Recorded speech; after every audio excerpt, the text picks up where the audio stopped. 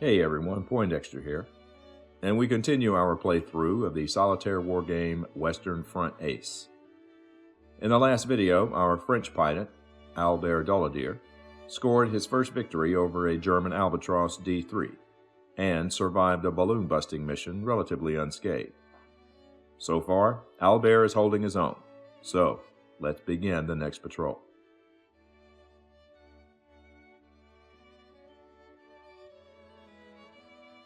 Albert's third mission will be another offensive patrol. He must attempt to fly to enemy territory and return. Second Lieutenant Albert takes off and scans the sky for enemy aircraft and spots a group of German scouts nearby. The flight consists of Albatross D3s, and the encounter begins head-on. Albert will use his advanced maneuver to gain the advantage over the German. The Cuban 8 maneuver also removes one hit on our fighter. The Albatross fires and scores 5 hits, but we remove one hit thanks to our maneuver for a total of 4 hits. 3 hits strike the struts, with 1 striking canvas for no effect. Our advanced maneuver gains us 1 position, and Albert now has the advantage over the Albatross. We now determine final initiative, with the Albatross having a base initiative of 13 and the SPAD 12. But Albert's advantage is temporary. The final totals are 19 for the Albatross and 15 for the SPAD, a difference of 4, and the Albatross gains a position, shifting back to head-on. Albert decides to attack the German with everything he can. He will use his reflexes and fire an extended burst. Hopefully he can throw enough lead around to score some damaging hits before the Albatross can fire back. Albert fires, but only scores 2 hits. The extended burst adds 3 hits, and our weapons jam in the process. But we have the weapons maintenance skill, which overrides the jammed gun. We apply the 5 hits, and most of the hits are of no consequence, but 1 does manage to strike the engine, a critical strike that will help us in future initiative checks. But first, we must survive the Albatross's counterattack. He fires and scores 2 hits. And 1 of the hits knocks out our forward guns, with the second hit striking a non-existent rear gunner, which has no effect. Now defenseless, Albert must do everything he can to break off contact. We now determine final initiative. With the Albatross's engine damaged, we apply -2 to its initiative, which drops it down to 11. But the combatants remain head-on, with the Albatross ending with 17 and the SPAD 16. Albert still does not have the advantage, and his guns are knocked out.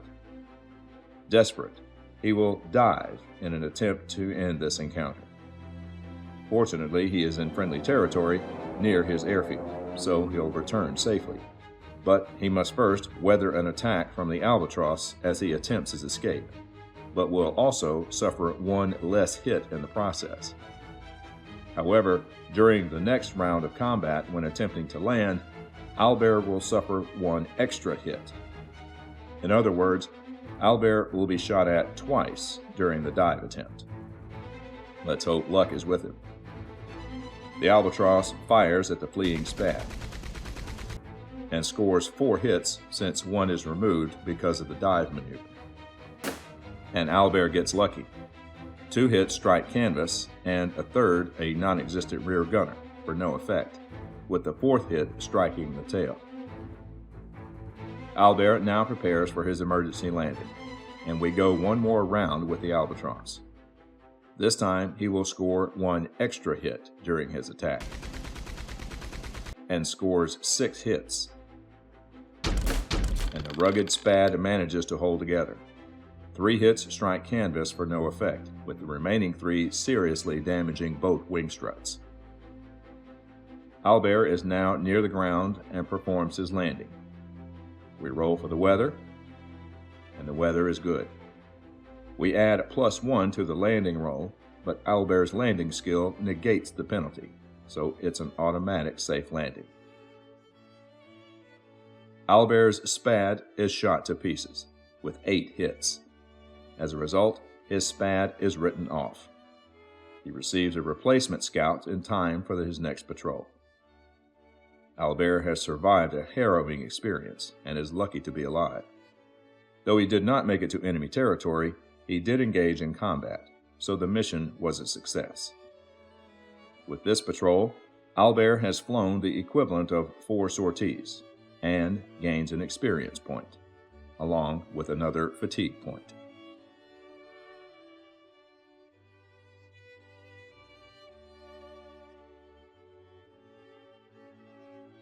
For his next patrol, Owlbear will fly a line patrol, requiring him to fly to no man's land and patrol the area.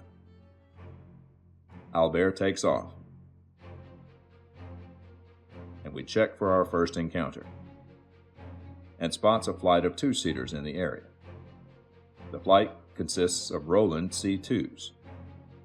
The Roland is matched in speed and agility to our Spad, and carries a rear gunner. And Owlbear begins the encounter with the advantage. Owlbear will use his reflexes to shoot first in this round.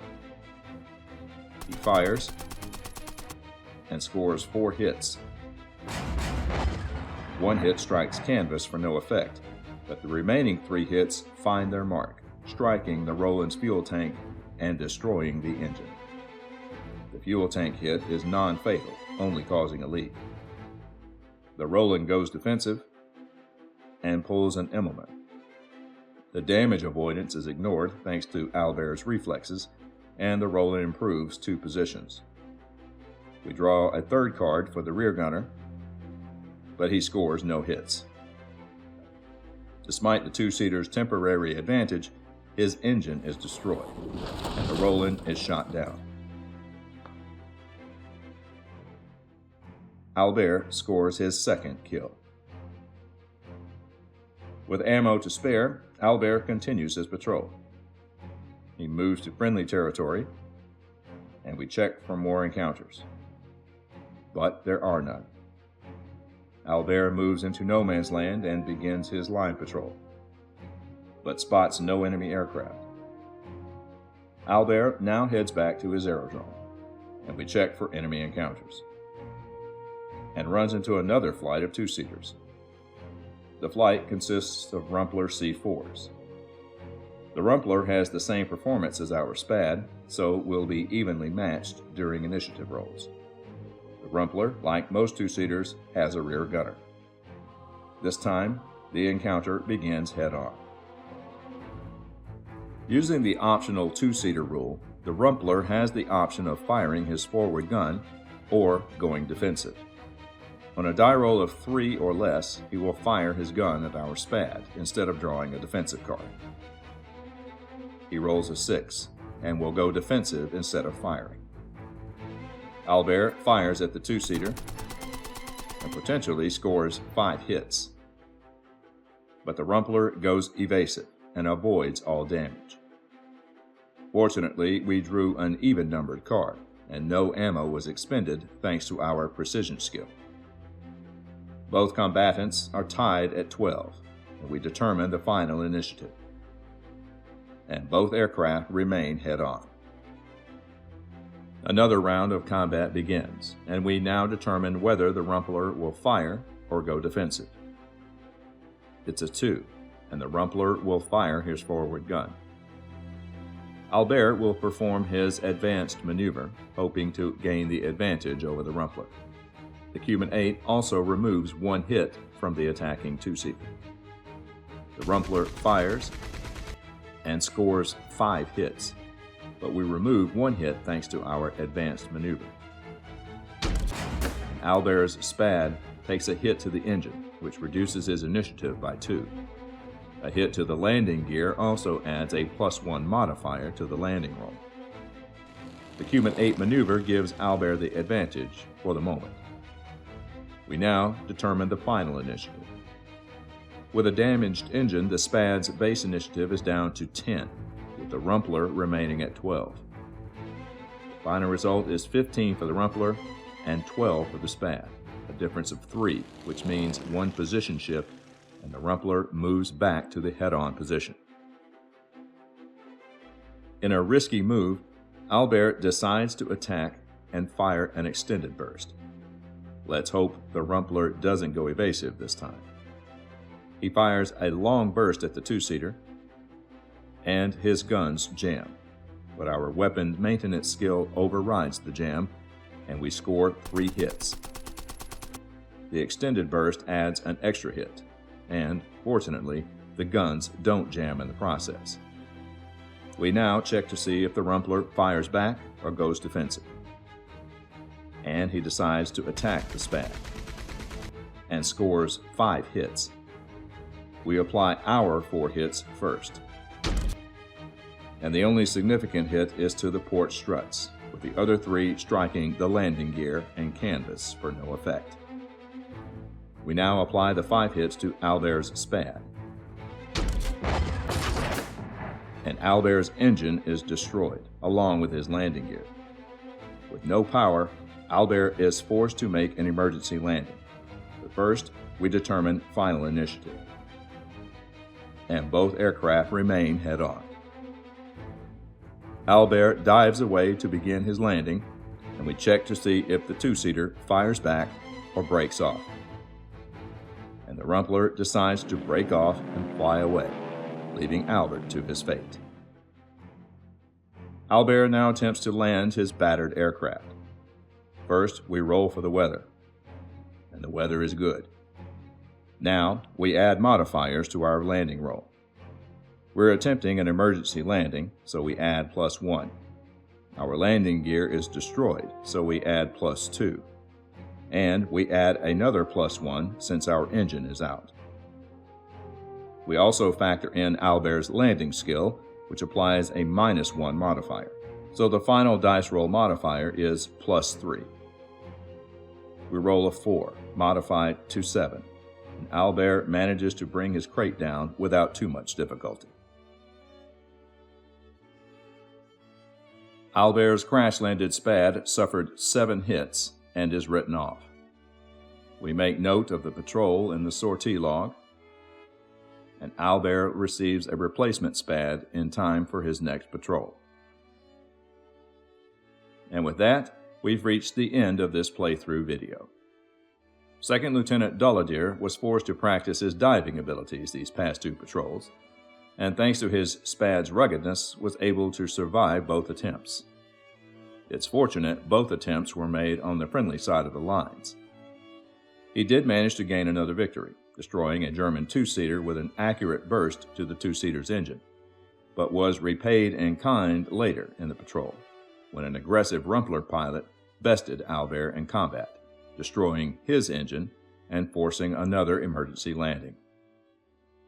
German scouts are the deadlier menace for sure, but it was shown in these patrols that two-seaters cannot be taken lightly either, especially with an excellent pilot at the controls.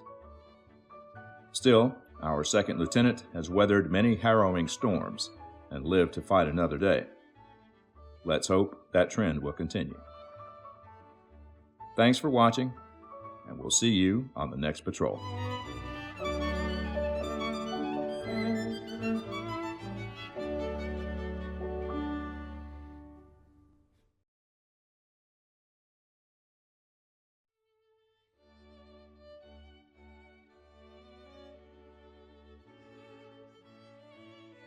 The optional two-seater rule that allows certain aircraft the option to fire their forward weapons if they are in a position to do so was added in errata after Western Front Ace was published and is not in the original rules.